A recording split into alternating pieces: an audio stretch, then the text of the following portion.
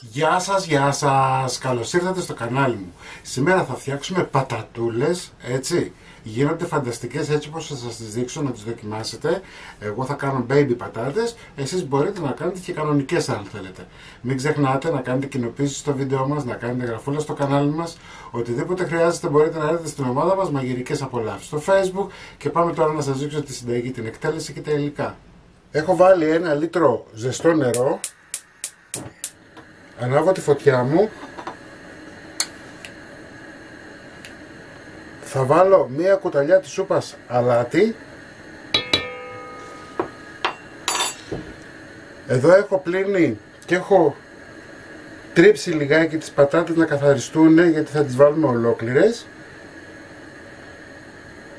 Όπως σας είπα και στην αρχή του βίντεο, μπορείτε να το κάνετε και με κανονικές πατάτες. Θα πρέπει όμως να τις κόψετε σε μικρότερα κομμάτια.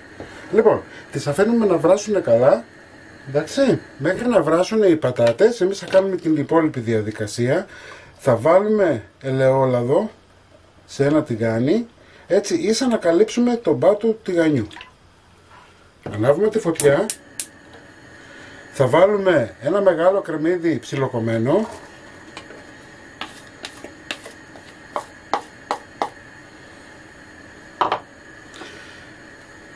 Τρεις με 4 σκελίδες σκόρδο. Θέλουμε σκορδάτες πατατούλες. Θα το αφήσουμε λίγο να τσιγαριστούν, να μαλακώσουν.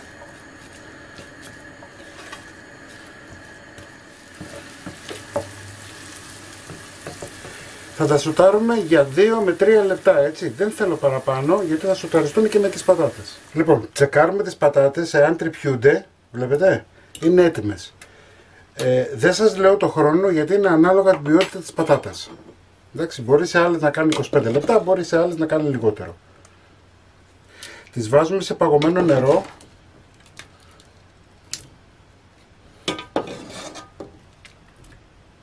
Θα βοηθήσει πάρα πολύ το παγωμένο νερό να μην ξεφλουδίσουν.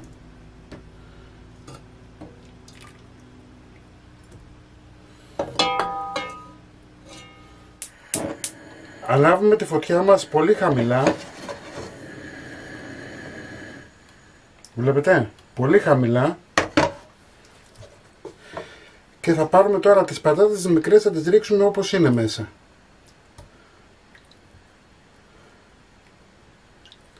Κάποιες που είναι μεγαλύτερες θα τις κόψετε στη μέση. Εάν έχετε πατάτες κανονικές θα τις κάνετε με τον τρόπο αυτόν που σας δείχνω. Εφόσον βάλαμε τις πατάτες μέσα,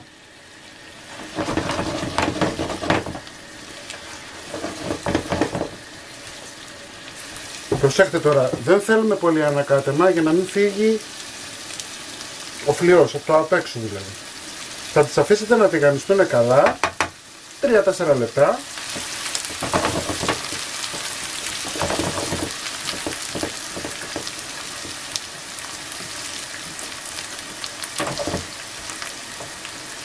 Θέλουμε τηγάνισμα καλό να ξεροψηθούν, έτσι, να γυαλίσουν λιγάκι για να είναι νόστιμες.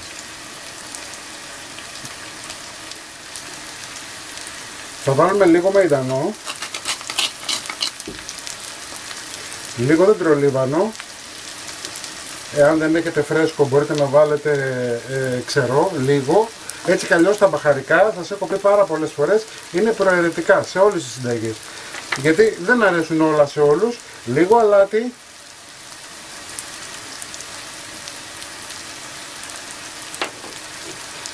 Θυμάρι ή ρίγανη.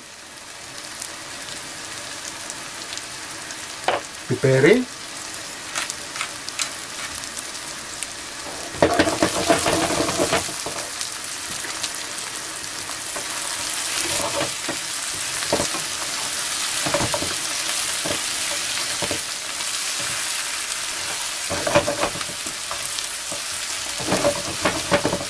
Τώρα τι να σας πω, η μυρωδιά του δεν μπορείτε να φανταστείτε.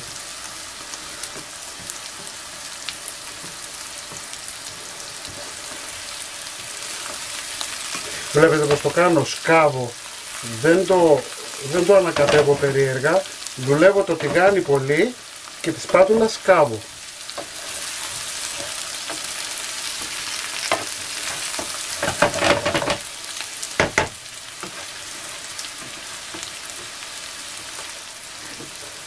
Κλείνουμε τη φωτιά μας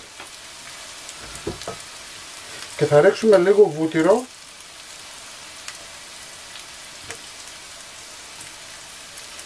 για άρωμα, έτσι, 40 με 50 γραμμάρια. Εφόσον έλειωσε το βούτυρό μας, θα μεταφέρουμε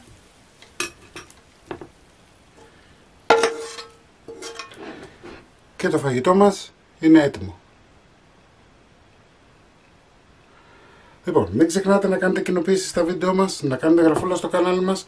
Οτιδήποτε χρειάζεται μπορείτε να δείτε στην ομάδα μας Μαγειρικές Απολαύσεις στο Facebook και εμείς θα τα ξαναπούμε πάλι με ένα επόμενο βίντεο. Γεια και χαρά σας!